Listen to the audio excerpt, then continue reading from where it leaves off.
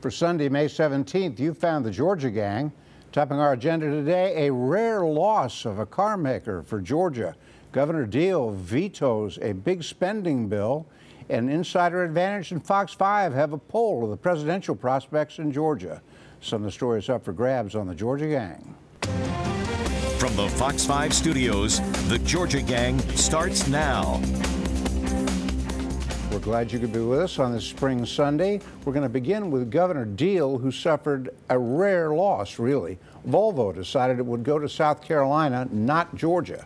And Phil, the governor's been on such a tear of attracting industry to this state. This one stings a little bit. Well, it does. You can't win them all, but he's in the game. And as we kind of discussed a little bit last week, it was the battle of the incentives. We weren't quite sure who was offering what, but we do know now that there was a lot of packages that were offered by both South Carolina and Georgia, and just like in a poker game, we got outbid.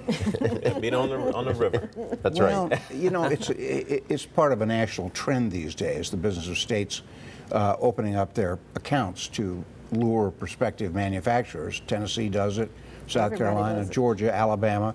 I wonder where it ends, frankly. Now, Georgia's got another, what, $40 million in the kitty right now to look for somebody else. That's right. And, you know, you have to be careful with incentives, too. And I know the legislature has looked at this. There's a certain point where, you have to know when to hold them and when to fold them. Yeah, you can't give away the store. Right. Well, that's a good point, Dick, about the $40 million. I mean, listen, they definitely were focused on Volvo, but I think we should stay tuned. There are going to be a few more announcements here on some of the pursuits that the governor and working with other local mayors across the state to try to attract more business to Georgia. You know, to be honest, and I think the state industry and trade people would be angry at me for saying this, Volvo's not much of a get. It's not Volvo. It's a Chinese company.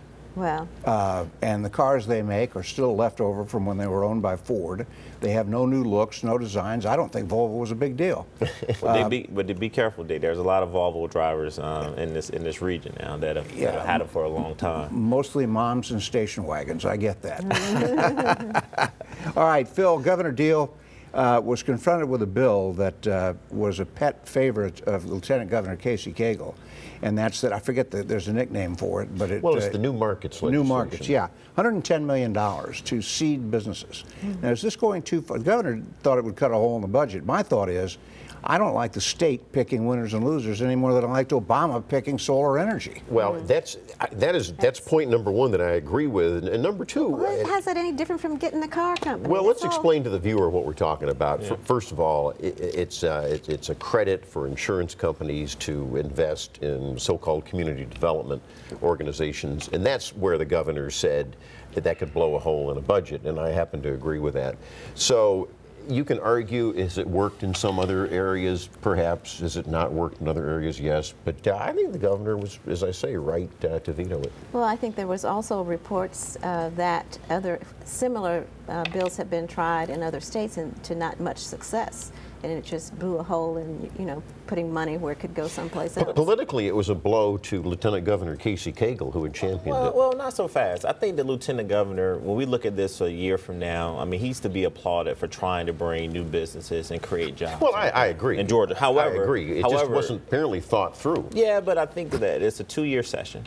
And even though the governor vetoed it this time, I think the lieutenant governor will revisit this next section and hopefully get it passed. But I think he's to be applauded for trying to create new jobs. And look, the governor couldn't pass every single bill, so this was one veto that definitely stood out in a lot of people's minds. I'm queasy about picking winners and losers, singling out companies, industries, friends, family.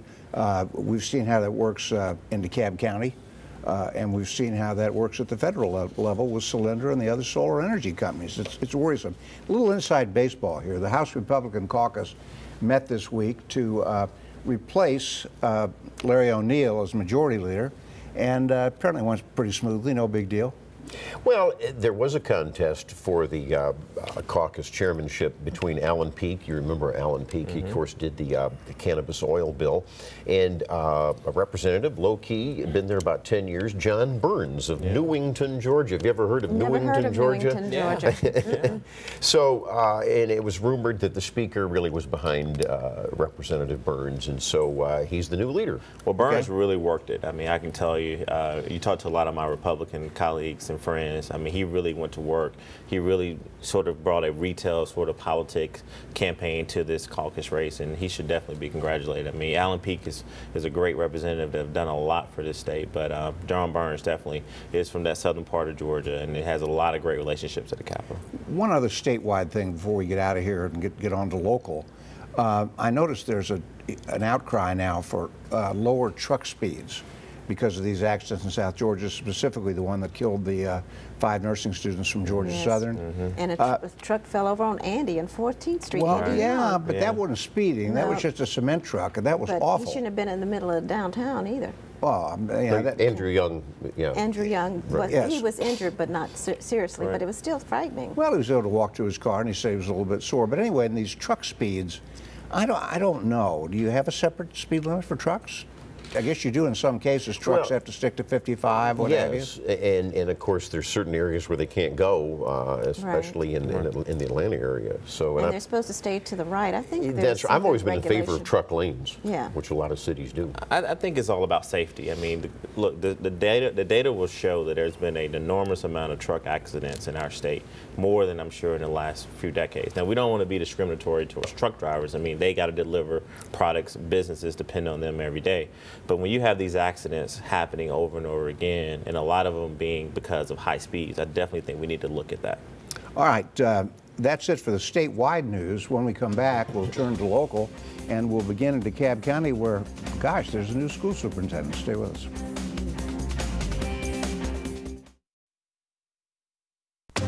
Have a question or comment for the Georgia Gang? Visit their website at myfoxatlanta.com. Time now to give the DeKalb Board of Education a little special praise, if I may. They've completed their search process for a new superintendent. It went very smoothly, except for one bump in the road that not involved DeKalb. It involved the search firm itself. But in the end, this week, DeKalb County presented R. Stephen Green as the sole finalist for the school board, for the school superintendency. They'll vote within the next 2 weeks to approve him. Theron, I have to announce my own biases here. I'm a native of Kansas City. That's my hometown. I know that school system very well. And I think that Stephen Green looks like a real serious guy who can turn around a troubled system. Well, I think you're absolutely right. I mean, big kudos to the board and definitely the committee that was created to assist the board in finding this new superintendent. He comes from Kansas City. It's a smaller school district, but definitely you're going to see some striking similarities between some of the programs that he wants to implement. You know how bad it is in Kansas City? Let me give you a little footnote. Okay. I looked this up. When I was in high school in Kansas City, that school system had 87,000 students. No kidding. Now it's Today it has 17,000, maybe dropping as low as 14,000. That's because of a meddlesome federal judge, Oh, please. led by an attorney who was a football teammate of mine, ruined that school system, drove all the white people out, and left it just a shell. And so if Stephen Green can turn that thing around, he's all right. Wait a minute. Huh? I don't agree with your Well, assessment. remember that this is the famous Yeah, case where the federal judge said, Atlanta had 120,000 students. They've got 60,000 now.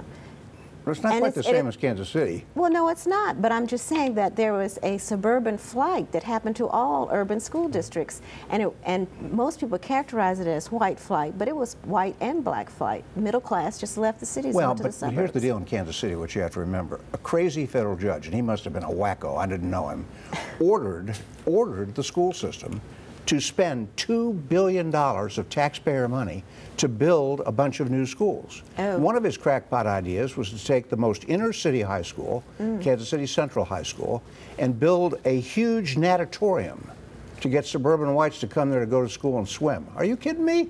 Come on. Yeah, that- Well, let's get back on topic. So, Yes. so no, but I want to get that out of my no, system. but that was a good setup, Dick. You were very nice. I knew something was coming. But no, I definitely think that he's going to come in. He said that he definitely wants to continue some of the programs and some of the great successes that Michael Thurman has implemented. I mean, but let's look at where we were 2.5 years. By the way, ago. he's got great test score results, Yeah, too. 2.5 years ago, you had DeKalb County schools who were not in a surplus. Now you got $80 million surplus. They were going through this whole SACS investigation. investigation and whether they're going to keep their accreditation or not. And the graduation rate is improving. So I think that, you know, while they are going in a new direction with a new superintendent, I definitely think that Michael Thurmond deserves a lot of credit for what he's been able to do the last 2.5 years. Yeah, again, Jeff and I have talked about this, Theron. We thought Michael Thurmond would be a good bet to stick around just because he stabilized the system, but he was never really a candidate, and now they've got a pretty good man. And from what I'm going to remind you, though, that Dick Williams opposed Michael Thurmond to be superintendent, and I said, let's give him a chance. You did. You did. I remember being the lone defender of Michael. And I also think that they were, while Michael Thurmond did a great job in stabilizing and turning things around, I think the school board was interested in getting a professional educator in the seat of the superintendency. So you're right. All right, let's stay in DeKalb for a moment. As we suggested last week, Lee May resigned that District 5 commission spot, and now it looks like there's a free-for-all. I'm kind of amused. He resigns in a press conference a week ago Friday. Saturday, residents of the 5th District of DeKalb County got Mother's Day cards in their mailbox. Happy Mother's Day from Vaughn Irons, who has been the chairman of the DeKalb Development Authority. Lee May says he didn't tip him off that he was leaving. Is Vaughn Irons clairvoyant? Well, he must be clairvoyant, and I saw that Mother's Day mailing. And by the way, it's a heck of a way to start off. He's got an ethics cloud over him already, and as we taped, there was no committee for Mr. Irons at all. So you have to register. Well, he may need you for advice on how you handle a committee. Campaign, right? Well, they have. He said he's running to get rid of that cloud of ethics. I think they have until May 18th to file, and so. But no, back to the Mother's Day card. Listen, when I ran now Mayor Reed's race back in 2009, they did a very good thing back in Mayor Franklin's campaign. They sent Mother's Day's cards to all of the mothers. Now, I think that the CEO has come out and said there was no coordination between him and Vaughn Irons, and I think he's been public about that. But there are some people that can make that assumption. But I think that race is really heating up. There are going to be a lot of good people who are running. And let's focus on something too. That, you know, this is a really big deal for interim CEO to basically Lee May to basically say, look, I want to resign from this seat to basically give those folks a voice. All right, now Theron, walk us through it, because you're going to think more practical politics than we might. Sure. If Burl Ellis in his retrial in June is acquitted, or there's another mistrial, what have you, Lee May would be out of a job and a paycheck. How does that set him up to run for chief executive in 2016? Well, a lot is determined on the outcome of this new trial that's going to be starting in June. I think that, look, he knew when he decided to resign from that post, which he wanted to make sure that the people have representation. He cannot wait and sort of on a verdict to determine whether he's going to continue to try to lead. Now, if Burl is acquitted, I think Burl goes back into being CEO. However, he still will have to run a re-election because it is this election year for his. So and Lee May has to get his ethics problems cleared up. That's another factor. As long as we're interviewing Theron, Sure. Why did he do it now? Lee May, why did he wait for 2 years? Look, I think, and I can't speak for Lee May, and you know, and but you're the political. Okay. No, but I think, listen, I think it was about leadership, and let me tell you why. You know, he got a document showing that his signature had been forged. He brought in Mike Bowers to basically do an investigation on everyone in the county. And I think that what he said is that, listen, the community has been reaching out to him. He still interacts with a lot of those constituencies. I think what he said in his statement is that he really wanted to show progress in the county. But Alexis, I'll tell you the other reason why is because he's got to get things done. There are a lot of key agenda items that are just on the board agenda that they cannot get passed because of that. The commission's been split too. Well, and I think he was getting a lot of pressure. You're forgetting to say that. But I'm going to make a prediction. He was getting a lot of pressure, and he reacted to the pressure. It wasn't some great leadership thing, Theron. But anyhow, I think that from my law enforcement Did you just sources. give him the back of your hand? I know. No, I'm just saying. I'm just saying. You said I couldn't touch you before the show. You're just going to give me I'm just saying that it's not leadership. No, You're it was wrong. leadership. No, You're I'm wrong. right. It was. And I will say this, according to my law enforcement sources, he's not going to be around politically to be a viable person after all of this ethics investigation.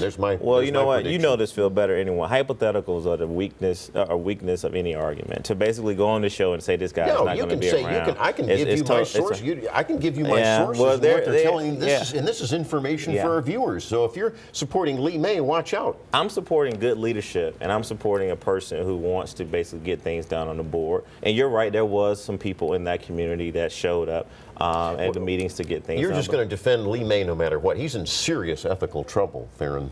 All right. Well, we'll see how serious that is in the weeks ahead, because there are those multiple investigations of corruption in DeKalb County. We've got the feds, we've got the county, we've got Mike Bowers. And keep an eye on those P cards. I think almost all of those commissioners are going to have problems. In some jeopardy. Yes, you're right. All right. When we come back, how's this for a duo?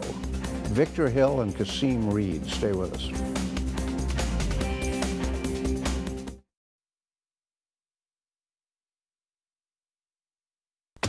Have a question or comment for the Georgia Gang? Visit their website at myfoxatlanta.com. Before we turn to politics, a quick shout out to Clayton County. It's been a very good week. There was no news involving your sheriff, Victor Hill. None. And the woman whom he shot appears to be recovering well, and that's good news. Kasim Reed, we joke on this, and there have been some good newspaper columns about Kasim Reed's temperament. My goodness, he fired out this week at Maria Supporter, the former colleague of ours, who now writes a blog. And I mean, it's a blog. And Kasim Reed treated it like it was a federal case. There, what do you think? Does he? I mean, the deal with Fort Mac, I mean, that's a good deal. There weren't any other major bidders. Well, listen, look, Mayor Reed has a very direct communication style when it comes to certain people, for certain people of the press. And I cannot speak for him, but Maria Supporter is a good reporter who has really done a good job of covering City Hall, and she's a person that I admire a great deal. However, listen, Fort Mac is going to be ultimately good for the citizens of Atlanta. Tyler Perry has basically done everything that he said he was going to do. Now, Maria's post did point out some good points. I mean, you got to look at it. Well, for example, hold on, the taxpayers are on the hook. Don't cut me off, Phil. But just say what she said. She did raise some good points. But what the mayor did was this, and this shouldn't be new news for us. I mean, whenever he feels that there are points that he can make and state it with facts, he took the time to really write a very detailed statement, and he basically answered some of the criticism that was in Maria's post. The criticism is the taxpayers are on the hook, and as we talked about at the time, you know, that is an unusual deal to have city taxpayers. Yeah, but if you go back, the city retains the vast majority of the acreage. Absolutely. For future development. And Phil, one of the things it's a legitimate debate. I'm not saying that the mayor's wrong. I'm not saying that Maria is wrong. I do think, though, the mayor did have a right. I mean, she is a respected writer. She does write for the Business Chronicle still. I thought it was a legitimate public policy debate. Right, and that's exactly what it is. And again, now how he goes about it, you know, may be a little different than some other people in the region.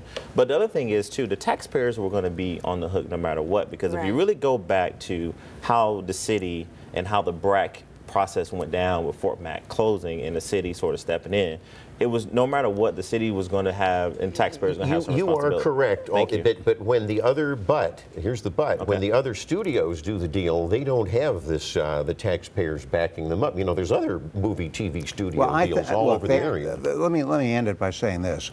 They didn't have a major developer who wanted to go into Fort Mac. Right. Felker Ward has run that commission for a long time. Right. This is what they can get. Right. They're doing something. I think that's fine, and they retain the rest of the acreage. And Tyler Perry is going to preserve the beautiful housing and all that exists on the old base.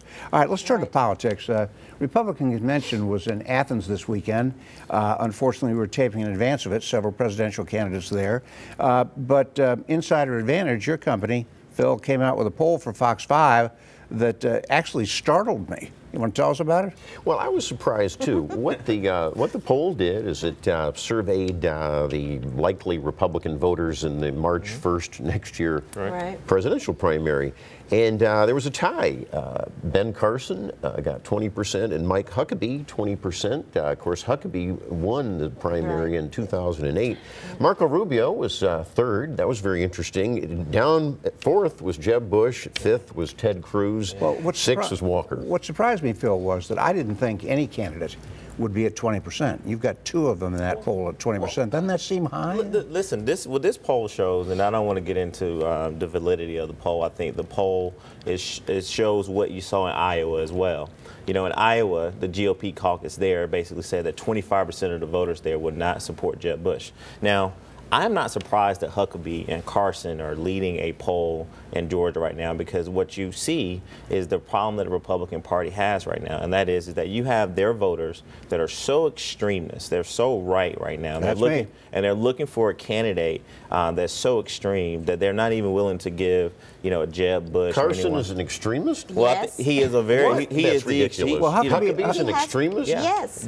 Well, you know what, you forget. Do you remember last November 4th? This wasn't a problem at all for the Republican Party. It's a center-right party. You may not like, quote-unquote, Let me tell you something. extremists, Ain't but nothing center right about you the lost Republican Party. Well, last November and you no, still hadn't no, gotten you're- over it. you're right. Let me jump in here. I can understand Mike Huckabee being at 20%. After all, he won Georgia several years ago. And he's had a TV but show Ben for Carson, the last 5 Ben years. Carson is not a fixture on television and radio. He's a pediatric neurosurgeon. Right. He's not widely known to the public. well, That's maybe when- fascinating that he gets 20%. He's known to the base. He's known to the Well, base. when Phil heads to the convention in his police escort, I'm sure he'll be able to share with us some of the ideas that are come out of the Well, I convention. will give you a full report next week. Well, and let's note your poll, Phil, also said that Johnny Isaacson is virtually unbeatable. Well, that's right. Those it was a tremendous approval rating, both for Johnny Isaacson and for Governor Deal. So Republican voters, at least, are happy with their leaders. All right, last word here. Sally Yates, the former U.S. Attorney for North Georgia, was confirmed this week by the Senate to be the Deputy U.S. Attorney General in Washington. 12 senators voted against her. They should be urinating in a cup. They need drug testing. All right, when we come back, winners and losers.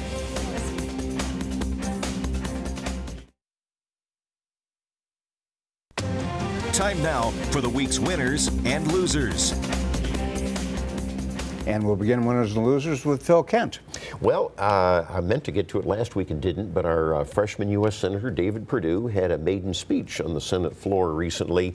And I tell you what, I think it was something that both parties could buy into. He got bipartisan praise. He did blame both parties for the mess in Washington, and rightly so. And he also talked about, Alexis, that $18 trillion debt, and he pointed out you just can't print money. So I thought of you when he said that. Except that you can, and we do, but go ahead. I've got some good news, too. We talk about the problems in Georgia's educational system, but the popular U.S. News and World Report high school ratings came out just the other day, and you'll all be interested in this. Number 1 in the state and number 4 in the nation was the Gwinnett School of Math, Science, and Technology, so they are a real winner there. Second was from my old stomping ground in Augusta, the Davidson Fine Arts Magnet School. They often get number 1.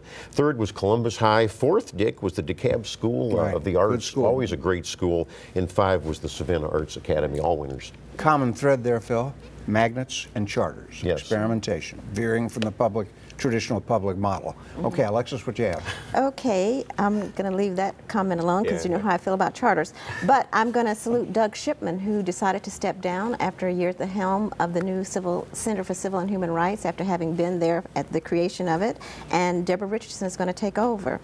Also, Jillian Laub, who is the director of Southern Rights, is going to be on HBO Monday night, a documentary about Mount Vernon, Georgia. You ever heard of that? No. Well, it was called to their attention by Anna Rich Chafin, who's here in Atlanta now, about their segregated proms back in 2000. Oh, yeah. And so the documentary that's the basis, but it goes on from there about On other HBO? On HBO, right. And then finally, my friend Joe Barry Carroll is going to be at the Decatur Library. Can we see that? On May 20th, and he's going to be signing and reading from his book. It's a book of memoirs, and that includes his artwork. Amazing stuff. So everybody should check out that, and all the proceeds go to the Innocence Project. And he's a former NBA He was a great all-star. player, but obviously an even more talented artist. Ac- All right, Theron, what do you have? I'm going to go quick here. Rest in peace to a legend, B.B. King, who passed Yeah. away. So definitely want to make him a winner. Also, Dr. Carlton Brown is retiring from CAU, so we want to thank him for his service. And also, I want to make the state Democrats in the Senate a winner. It came out this week that they got roughly $3 million to go towards dealing with the minority participation gap that we have in the state. And also they got scholarships for students and transportation. And then lastly, my loser is going to be Principal Nancy Garduke. For the comments that she made at the TNT graduating ceremony. She was fired. That was the right decision. We do not need administrators who are not open-minded and who are not colorblind when it comes to leading. Bizarre. At Yeah, best. it was very, very Bizarre unfortunate. At best. All right. From my side of the aisle, how about the peregrine falcon? A nest has been found for the first time in 80 years in Georgia. It's up in Tallulah Gorge. I wish they'd put a camera on it like they do that eagle up at Berry College. That's kind of cool, a peregrine falcon. And we lost Alan Blackburn, a longtime judge of the Court of Appeals this week. He was 76 and a good man. See you next week on The Georgia Gang. The opinions expressed in this broadcast are those of the panelists appearing in this program.